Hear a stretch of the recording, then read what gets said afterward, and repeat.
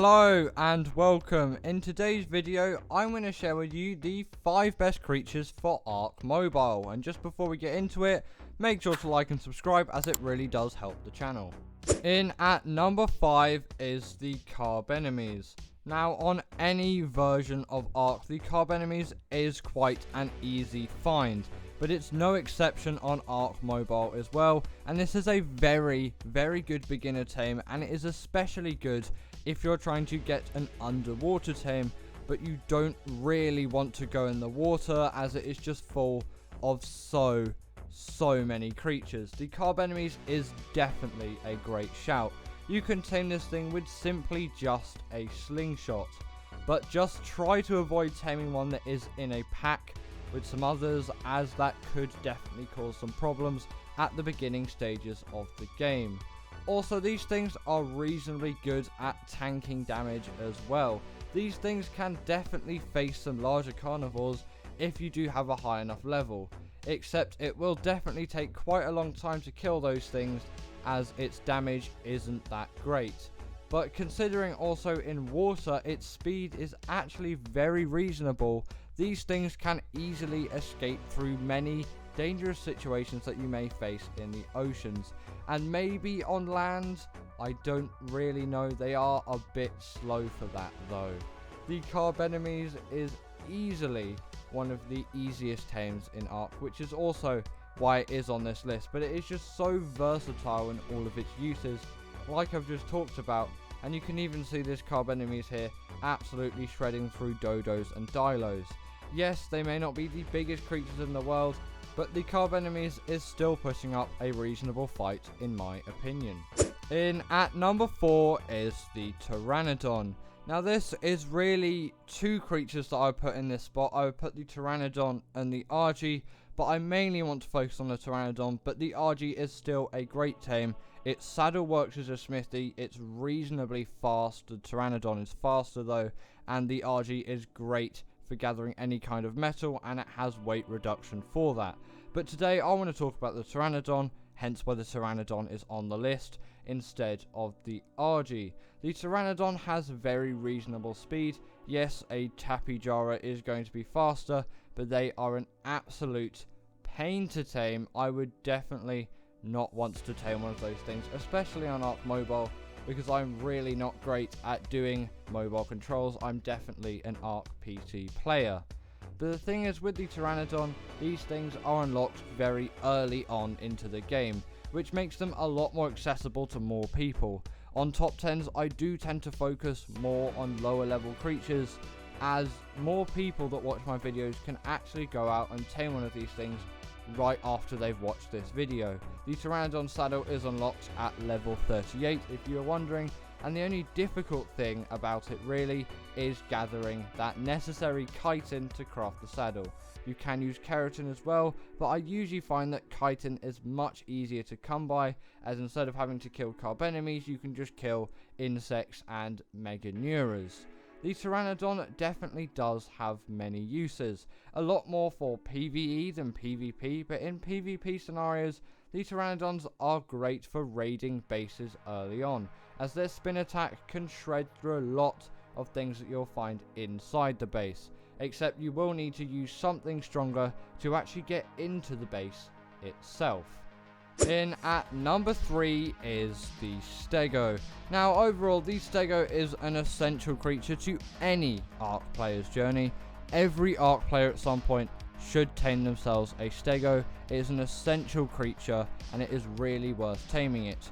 You may say the Bronto is a better berry gatherer, and I would certainly agree with that, but the Stego is just so much easier to tame, and you can actually take it around places as it isn't so big.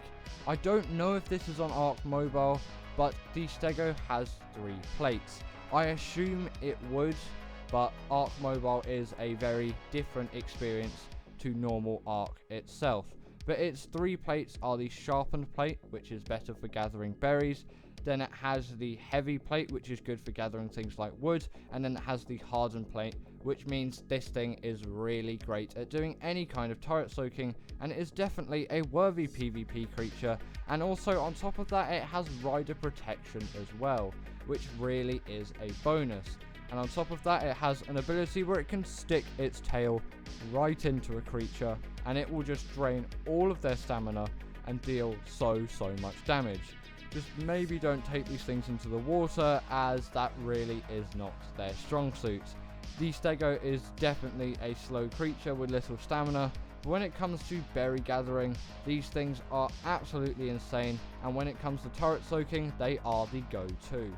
In at number 2 is the Baryonyx. Now when I talk about this thing, usually on a top 5 or top 10, I talk about how insane this thing is for doing in caves. And Ark Mobile still has caves.